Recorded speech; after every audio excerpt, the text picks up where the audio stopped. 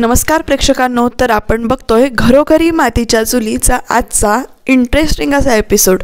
तर कालच्या भागात आपण बघतोय की ऐश्वर्या सांगते सयाजीरावांना की तुम्ही मखर घेऊन या, आणि त्याप्रमाणे ते इथे मखर घेऊन आलेत आणि तेवढ्यात त्यांना कुणाचा तरी फोन आलाय म्हणून ते फोन घ्यायला बाजूला गेलेत। तर इकडे ऐश्वर्या चिडून आली आहे सारंगवर, कारण सारंगनं जानकीची बाजू घेतली आणि मग ती अशी बडबडत असते आणि त्याचा मखर काहीतरी करून मी खराब करते असं म्हणून ती विचार करत असते। तोपर्यंत तिला ते मखर दिसते। अच्छा, म्हणजे सारंगनं पेंट केलेलं मखर इथं ठेवलंय का, तर आता ह्याला ना काहीतरी केलं पाहिजे असं म्हणून ती वळत असते। तेवढ्यात तिला आठवतं, म्हणजे समोर कुंडी दिसते आणि मग तिला आठवतं की ते कुंडी पाडून ना, म्हणजे कुंडी टाकूया त्याच्यावर आणि मग आपण ते मखर खराब करून टाकूया असं तिच्या मनात विचार येतो।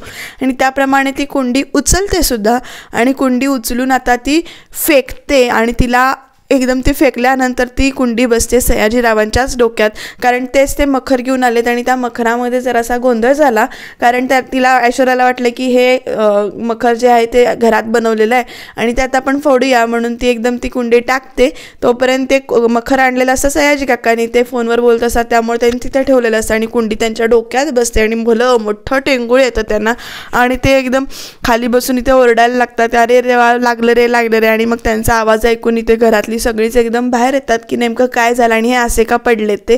मग सगळे त्यांना धरून इथे उचलतात, उभं करतात आणि मग घरात घेऊन येतात। तर डोक्यावर खूपच त्यांना म्हणजे कुंडी पडली म्हणून ते सांगतात माझ्या डोक्यावर, आणि मग सगळे म्हणतात की आधी तुम्ही घरात चला, शांत बसा, पाणी प्या, मग बघूया आपण काय ते काय तुझ्या घरात आलो आणि स्वागत करायची पद्धत अशी म्हणून इथे चालू असतं। आणि तोपर्यंत ऐश्वर्या इकडनं धावत जिन्यातनं येऊन बघते काय झालंय नेमकं ते।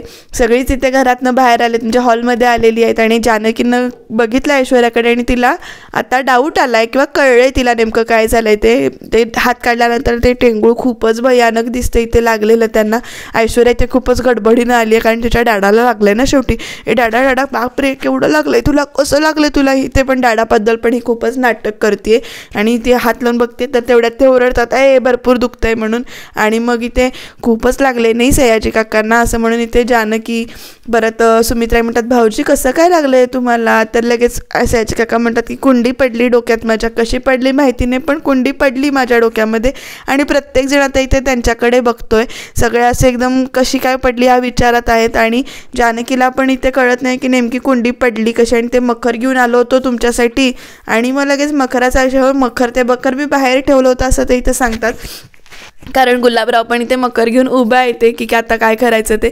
आणि तेवढ्या तिथे ओवी आपली कशी म्हणते, ओवी त्यांचा म्हणजे सयाजी काकांचा सयाजीचा चेहरा कसा झाला आहे तर कार्टूनमधले दिसतात ना तसे झालं, आणि ते कार्टून म्हटल्यानंतर इथे सारंगला पण इथे हसायला येतं आणि तो हसतोय कार्टून म्हणून म्हटल्यानंतर। तर ऐश्वर्या त्याच्याकडे रागाने बघते आणि सारंग लगेच पण गप्प होते। जानकी ओवीला सुद्धा गप्प करते की असं म्हणायचं नाही बाळा म्हणून, त्यांना लागलंय ना आणि त्यांना खूपच त्रास होतोय। इथे ऋषिकेश पण म्हणतोय की काका तुम्ही मखर म्हणजे एवढ्या रात्री कसं काय आला, तर ते मखर घेऊन आलो होतो तुमच्यासाठी, पण काय माझं स्वागत असं झालं असं म्हणून ते एकदम कोल्हापुरी भाषेत तिथं बोलायला चालू करतात। आणि ऐश्वर्या पण बघते अशी एकदम त्यांच्याकडे आणि मध्येच ती डॅडाला त्याच्या धीर देते आणि तेवढं जानकी म्हणते की काकांना भरपूर त्रास होतोय, आई मी आंबे हळदीचा लेप करून आणू का, तर हो सुमित्रा आई म्हणतात की हो आण म्हणून लगेच ऐश्वर्याला ती म्हणते जानकी की चल ऐश्वर्या लेप करायला चल। मग ऐश्वर्या म्हणते मी हो अगं मारल्यानंतर त्याच्यावर उपाय काय करायचा हे कळायला नको का तुला, चल म्हणते। ते डायरेक्ट इथं मारल्यानंतरच म्हणते आणि ऐश्वर्या एकदम सुधीर झाली की तिला नेमकं सुधरत नाही आहे, नेमकं डॅडाला लागलंय का मखर खराब झाला नाही आहे ह्याचं तिला दुःख होतंय, बघूया आता। आणि ते पाण्याचा जार जे लगेच द्यायला सांगते ऐश्वर्याला जानकी, ते पाणी भरून ठेवलेलं असतं ते। आणि मग जानकी कशी म्हणते मला एक कळत नाही आहे, ना ऊन ना वारा ना पाऊस, कुंडी पडली कशी वरनं, बरं झालं मला सुचलं ते, म्हणजे ते मखर पडली असती कुंडी तर मखर खराब झाला असता ना आपण केलेला तो, बरं झालं गणपती बाप्पानंच मला बुद्धी दिली, मी तो मखर ना वेळीच आत आणून ठेवला, पण सयाजी काकांना खूपच लागलंय नाही असं म्हणते ती, वाईट झालं खूप, म्हणजे खूपच लागलंय त्यांना ते, आणि हे लेप झालाय लाव जातो असं म्हणून ती लेप करून देते हळदीचा, ऐश्वर्याकडे देते आणि नंतर आपण पण मागणं कॉफी घेऊन येते, मी लावू असं म्हणून ती विचारते, अगं हो तूच लाव ना, काय बाई आहे आपल्याच डॅडीला लेप लावायला तर मी लावू का विचारते. आणि ती एकदम पुढे जाते लेप लावायला, तर लेप चमच्याने लावत असते. मग लगेच सारंग म्हणतो, अहो चमच्यानं कुठं, बोटाने लावा हळूहळू. मग ते असा लेप तो छान कालवते आणि असं तो आजूबाजूनं लावते. अगं खूप दुखतंय. मग ती फुंकर घालत ऐश्वर्या ते लावताना दाखवले तो लेप, आणि प्रत्येक जणी ते मात्र हळहळतोय. लागलं ते फार वाईट झालं, पण कर्म आपलं आपल्यापाशी कसं आहे तर ते बघा प्रेक्षकांनो, म्हणजे दुसऱ्यासाठी खड्डा खणायचा त्याच्यात आपणच पडतोय. जानकी म्हणते की काका तुम्ही ही कॉफी प्या, तुम्हाला बरं वाटेल, आणि हळूहळू म्हणजे ते लेप लावताना आत्ता दुखेल पण नंतर दुखणार नाही जास्त, असं म्हणून ती ते सांगते. सयाजीराव पण जराशी कॉफी पितात आणि म्हणतात की ना आता मी निघतो बाबा, घरी जातो. तर तो मखर पण घेऊन जातो असं म्हणतात. आणि मग लगेच तेवढ्यात जानकी म्हणते नाही मखर घेऊ नका.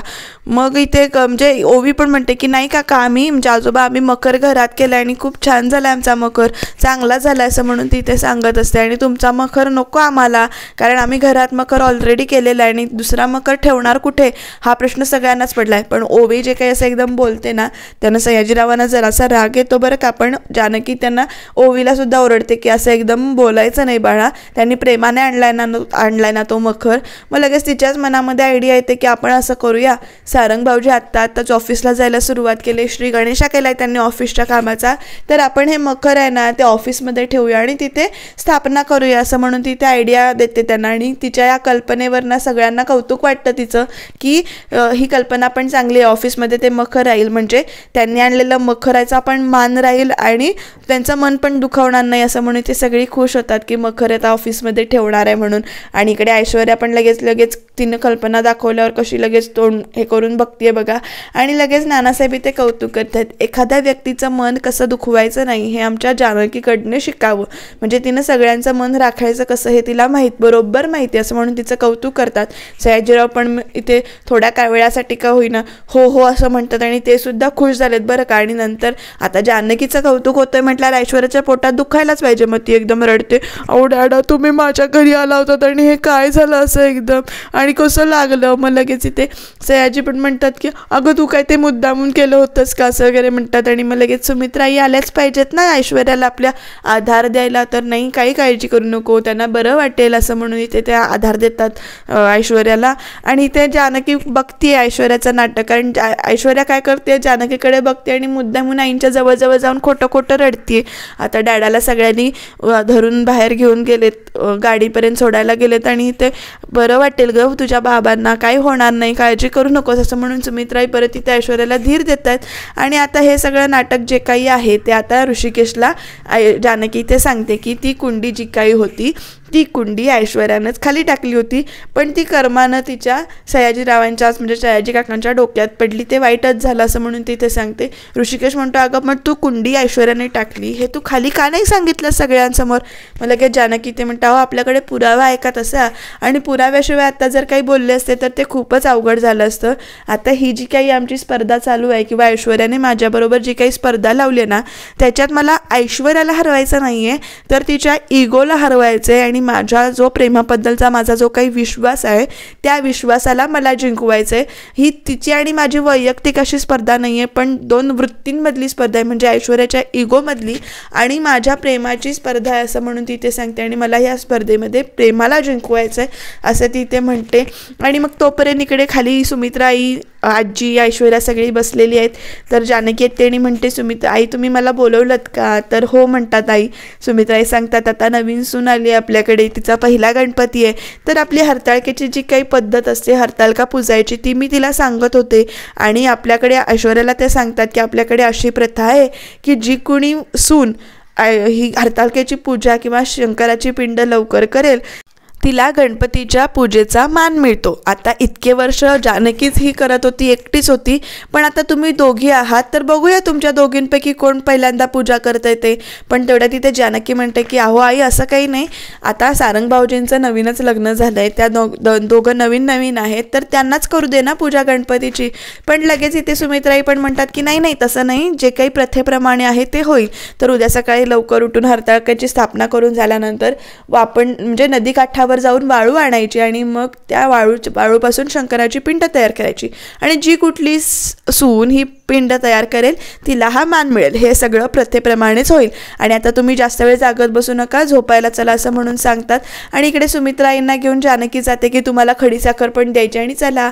आणि आता त्या दोघी गेल्यानंतर इकडे आजी म्हणते ऐकलंच ना काय करायचं आहे ते, आता नदीकाठावर तर काय जायचं नाही आहे, इथे बाजूच्या कॉलनीमध्ये बांधकाम चालू आहे, तिथे वाळू आहे, तिथली वाळू आण, नाहीतर मग आपल्या स्टोअररूममध्ये वाळू आहेच आणि ती वाळू घेऊन शंकराची पिंड तयार कर. आता ती म्हणते पण ती करायची कशी, तर आजी म्हणते तू लहानपणी चिकणमातीशी खेळली असशीलच ना, तर तसंच आहे ते, चिकणमाती तर भिजवायची आणि मग त्याची पिंडी तयार करायची शंकराची. आणि जानकी इतके वर्ष करते त्यामुळे तिला काही अवघड नाही आहे, पण तुझ्यासाठी हे जरा अवघडच आहे आणि याचं फळ म्हणून गणपतीची पूजा करायचा मान मिळणार आहे.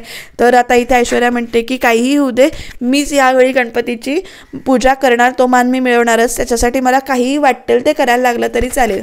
तर इथे बघा प्रेक्षकांनो, आता हरताळकेची स्थापना करून झालेली आहे. जानकी विचारते आई सगळं बरोबर आहे बघा, तर आजी पण म्हणते हो हो सगळं बरोबर आहे, पण ऐश्वर्या कुठे राहिली. तेवढ्या तिथे ऐश्वर्या धावत धावत येते, नमस्कार करते आणि बघ म्हणजे जानकी पण सांगते की बघ आता पूजा कशी मांडली ते लक्ष देऊन बघून घे.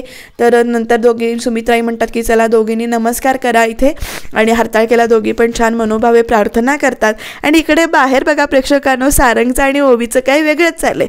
आता स्पर्धा तर लागली आहे ना, की आता म्हणजे शंकराची पिंड लवकर कोण करणार ही स्पर्धा तर लागली, त्यामुळे दोघं इथे पैज लावतात की माझी आई जिंकणार, आणि सारंग म्हणतो की नाही ऐश्वर्या जिंकणार. आता ह्या दोघींची स्पर्धा चालली आहे.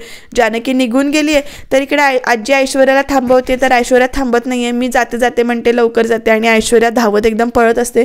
तर तेवढ्यात ती पडणार, तेवढ्यात जानकी तिला हात धरून सावरते आणि ती खाली येते. तर सारंग पण तिला बेसलक देतो आणि ती धावत धावत मी जाते जाते असं म्हणून जाते. आणि लगेच इथे ओवी पण म्हणते अगं आई जा, ऐश्वर्या आंटी गेली, लवकर जा लवकर जा. आणि ती गेल्यानंतर ह्या दोघांचं परत चालू आहे. आणि पैज कसली लावली आहे, मोदकांची पैज लावली. म्हणजे जर ऐश्वर्या जिंकली तर जे काही सारंगच्या वाटणीचे मोदक आहेत ते ओवी खाईल, आणि ओवी जर हारली तर ओवीच्या वाटणीचे मोदक आहेत ते सारंग खाईल, असं जर त्यांचं मोदकांची पैज लागली. आणि इकडे आता ही दोघं जण इकडे आलेली आहेत, दोघीजणी वाळू घ्यायला. दोघीजणी वाळू असे हातात घेतात, तोपर्यंत मला वाचवा असा आवाज येतो. आणि आता ऐश्वर्याला ही जानकी विचारते की अगं तू आवाज ऐकलास का, तर आधी ऐश्वर्या नाही म्हणते, आणि मग नंतर तिच्या चेहऱ्याकडे बघितल्यानंतर इथे हो हो हो मला आवाज आला असं म्हणून सांगते. आणि आता जानकी म्हणते की अगं कुठल्या तरी बाईला संकटात येते आणि तिला आपण वाचवलं पाहिजे, तर तुम्हीच जा वाचवायला, मी काही जात नाही असं म्हणते. आणि आजच्या हरताळकेच्या दिवशी तर आपण मदत केलीच पाहिजे, आणि कुठली तरी बाई संकटात आहे तर तिला आपण मदत केलीच पाहिजे, आपलं कर्तव्य आहे ते असं ते सांगते. आणि ऐश्वर्या म्हणते मी नाही करणार मदत, तुम्हीच बघा.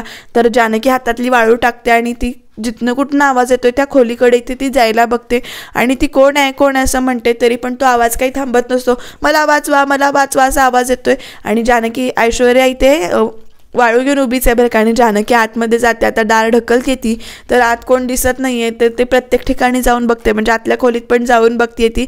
आणि तेवढ्या तिथे येऊन ऐश्वर्याने ते कडी लावलेली आहे. प्रेक्षकांनो आता नंतर कळते तो टेडी का ठेवला आहे, तो टेडीच्या मागे स्पीकर ठेवला आहे, आणि त्या स्पीकरमधनं आवाज येतोय मला वाचवा म्हणून.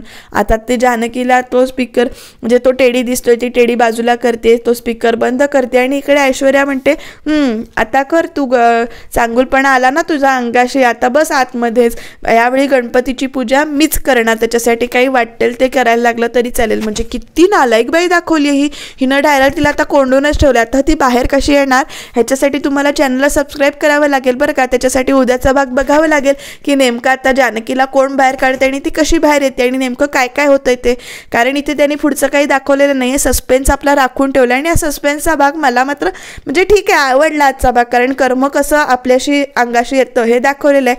तर इथे जानकी बिचारी कासावीस झाली आणि ती सगळीकडे शोधतीये की कुठून जायला मिळतंय का, किंवा कुठून फट वगैरे दिसते का, काठी वगैरे ती काढून बघते. आणि शेवटी तिला इथे काही दिसत नाही आहे बाहेर पडायला, म्हणून ती बिचारी अशी निराश उदास होऊन ना अशी खाली इथे बसलेली आहे. आता ती विचार करते की नेमकं काय झालं, किंवा तिला कळलं हे ऐश्वर्याने केलं असं. पण ह्या जो काही स्पर्धेचा म्हणजे त्या दोघींमधल्या स्पर्धेचा इतका भयानक परिणाम असेल तिनं कल्पनासुद्धा केली नसेल असं मला वाटतं. तुम्हाला काय वाटते प्रेक्षकांनो? ऐश्वर्या हे करते ते खूपच चुकीचं दाखवलंय ना, ते नक्की कमेंटमध्ये सांगा. आणि इथे उद्याच्या भागामध्ये जानकीच्या हातून नैवेद्य होऊ द्यायचा नाही म्हणून ऐश्वर्या परत इथे काहीतरी कारस्थान करते आणि ते कारस्थानसुद्धा तिच्यावरच कदाचित उलटताना आपल्याला बघायला मिळेल. कारण इथे सारंग ऐश्वर्याला इथे स्वयंपाकघरात पाठवतोय पण ती जात नाही आहे. नेमकं काय होणार आहे उद्याच्या भागात? ऐश्वर्याने नेमकं काय कारस्थान केलं आहे नैवेद्य जानकीच्या हातून होऊ द्यायचा नाही आहे म्हणून, आणि त्याच्यातून ती हे सगळं मुद्दामूनच कोणीतरी केलं आहे हे कसं तरी पुढे आणतीये. बघूया आता, त्याच्यासाठी चॅनलला सबस्क्राईब करून ठेवा. बघूया काय होतंय उद्याच्या भागात.